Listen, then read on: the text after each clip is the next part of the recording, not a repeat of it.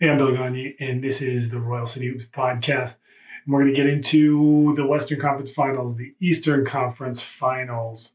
Billy Donovan getting hired by the Bulls, and LeBron James's legacy and my own little conspiracy theory around that, which we'll leave to the end. So first, let's clean up the little housekeeping here with Billy Donovan getting the job with the Bulls. I really like this hire.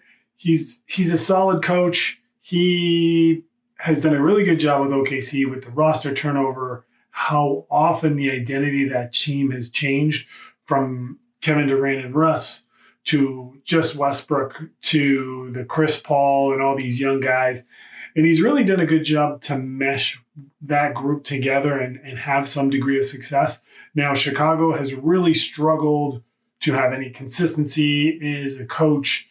Jim Boylan, Fred Hoiberg, the end of the Tom Thibodeau era, all just kind of a raging mess.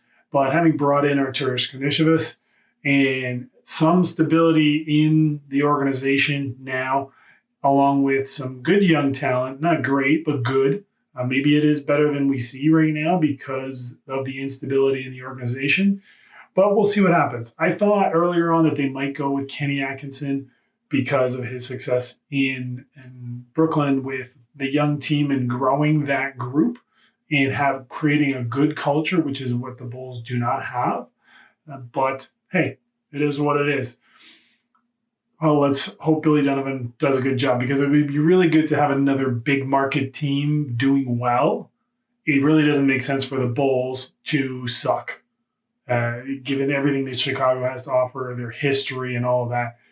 Something's got to give. So that's our little housekeeping for the moment. Let's start by talking about the Western Conference Finals. No, let's do the Eastern Conference Finals because then we can go from the Western Conference Finals into LeBron and his legacy and all that fun stuff. The Eastern Conference Finals, we are heading into Game 6 tonight. Game 5 was unimpressive by the Heat. Boston just outplayed them. I think a big factor in that was Bam Adebayo did not play well. Whether that's because of him being injured or not, who knows? Tyler Hero coming off that Game 4 flamethrower of a game where he had 37, which is just incredible for that kid. I'm a bucket. Yes, you are, but let's not go throwing him that nickname. I mean, he, as Paul Pierce said on the countdown, he averaged 11 points a game for the season. So let's not call him a bucket yet game. He is 20 years old. He is super impressive. But let's get back on track to talking about Game 5.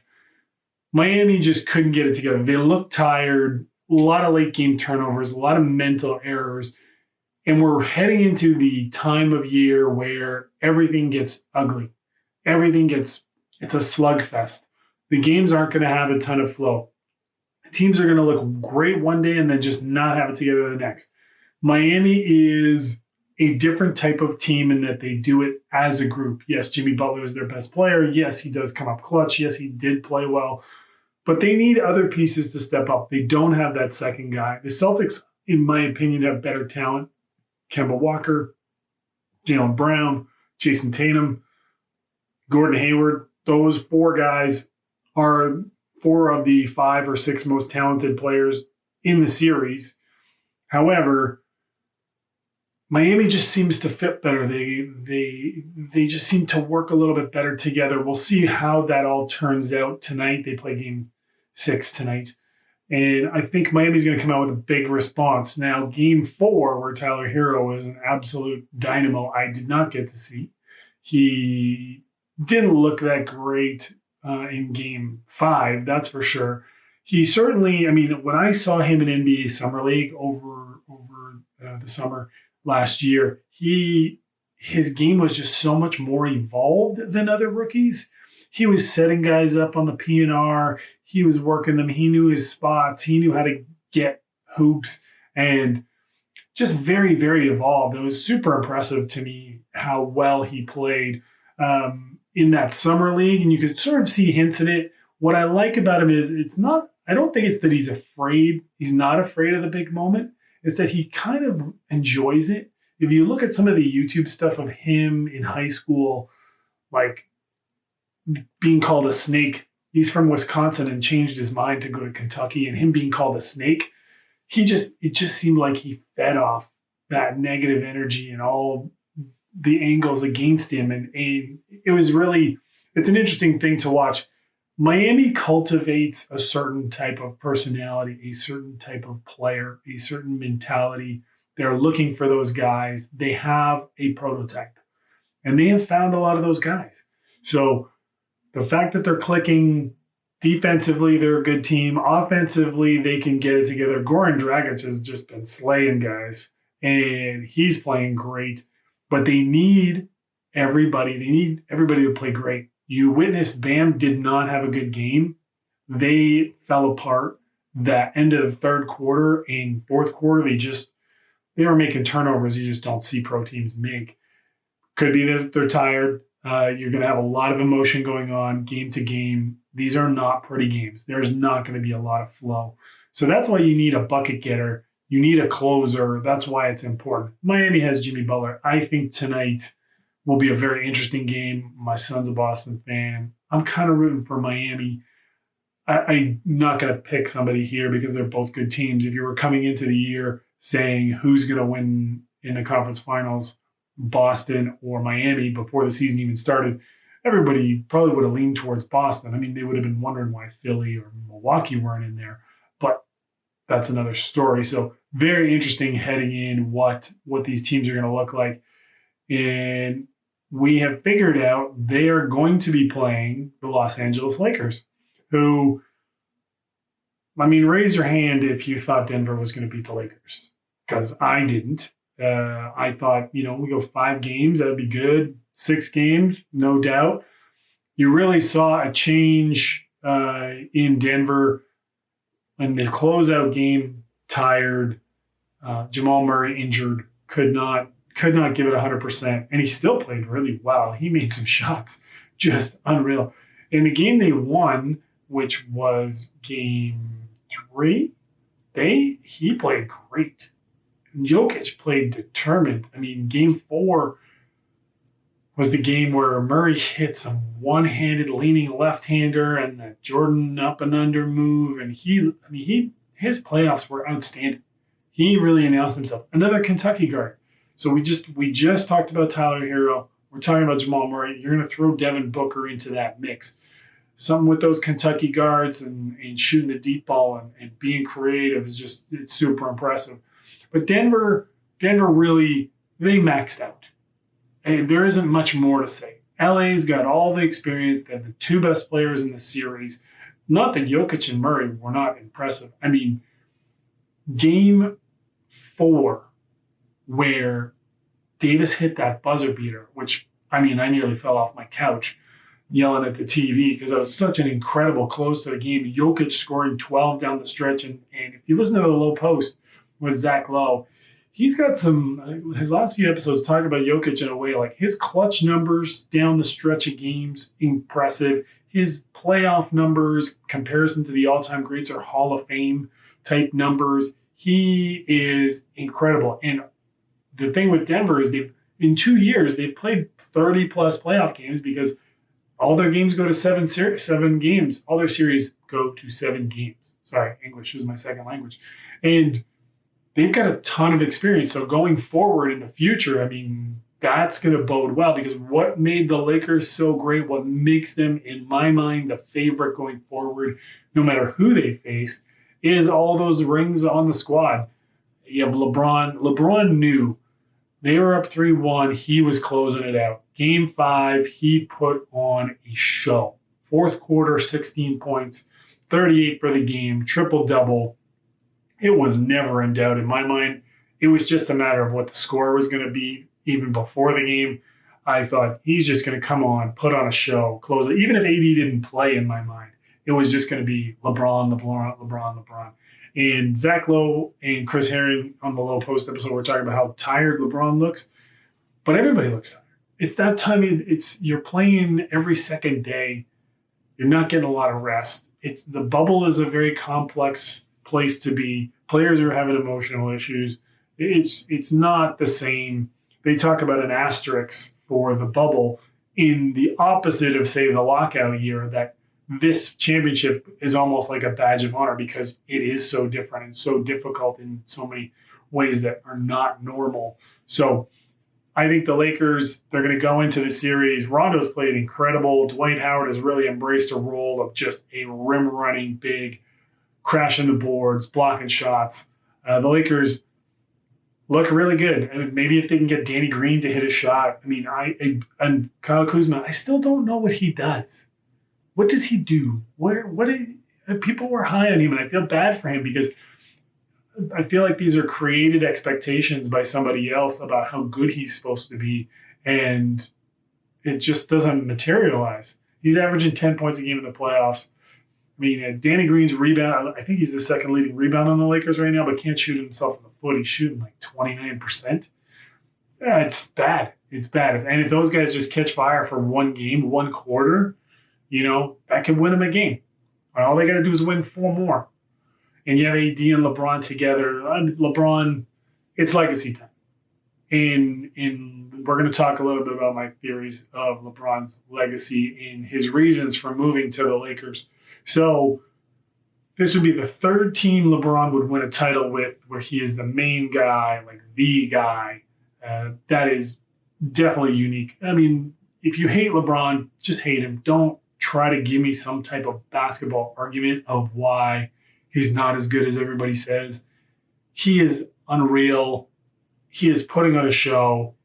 When Cleveland beat the Warriors, he led the team in every statistical category. He is a monster of never before seen proportions. And what I find interesting is his player empowerment, how he's navigated everything. Has it been perfect? No. Could he have done things in a better way? Yes. I mean, you hear the stories about him leaving Miami on a recent podcast. That wasn't maybe the best way to do it. The decision, not the greatest. He is not perfect. But as a basketball player and as somebody who is blazing a new path, he's never before seen.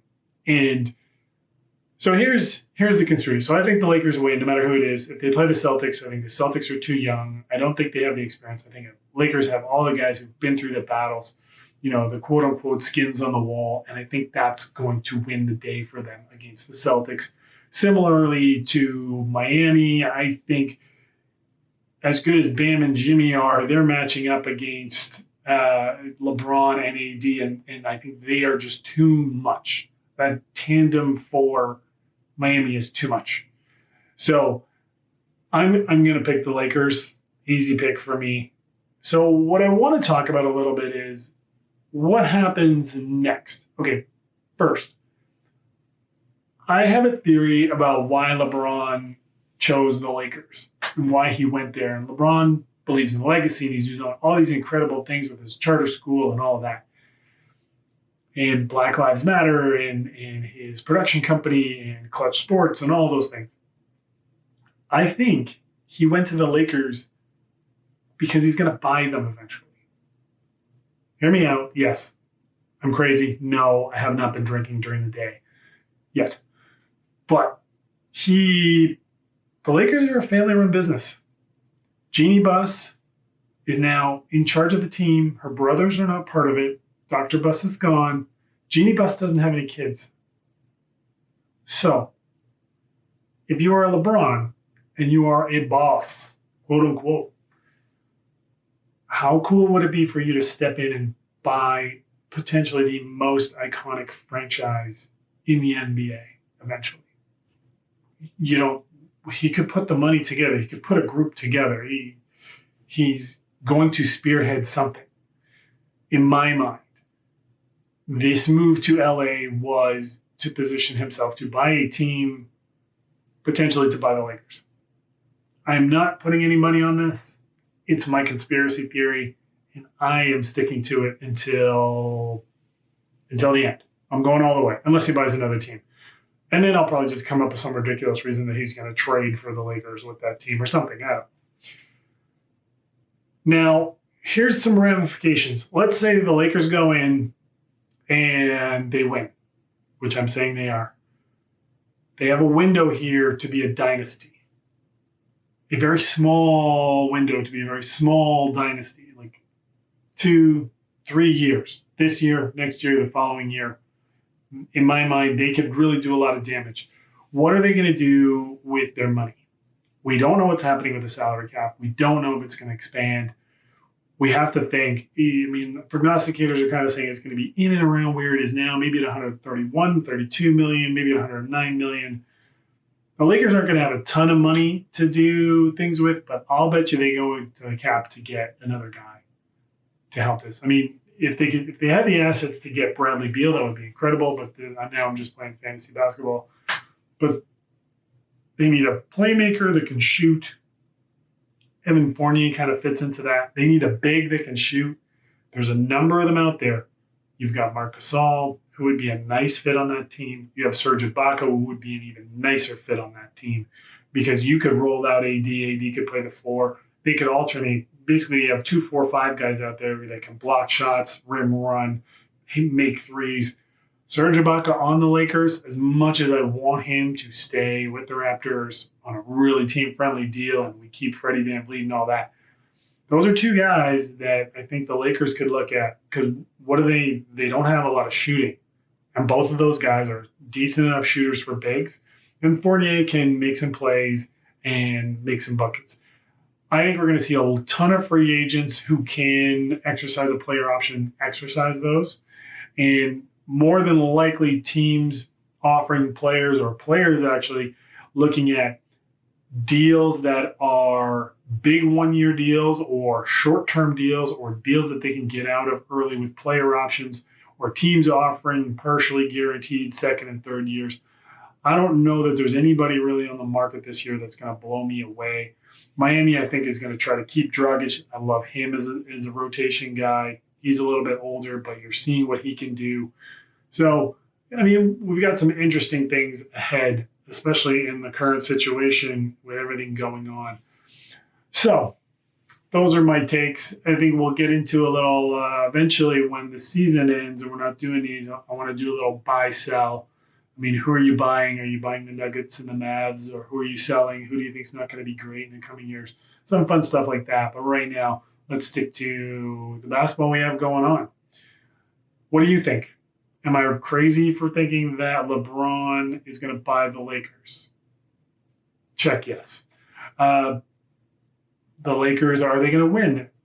Can the other 2 teams still out there mount a challenge that you think is credible, and why are they going to be able to do that? Like if you like, comment if you have something to say, subscribe at your own risk. Then I'm out of here.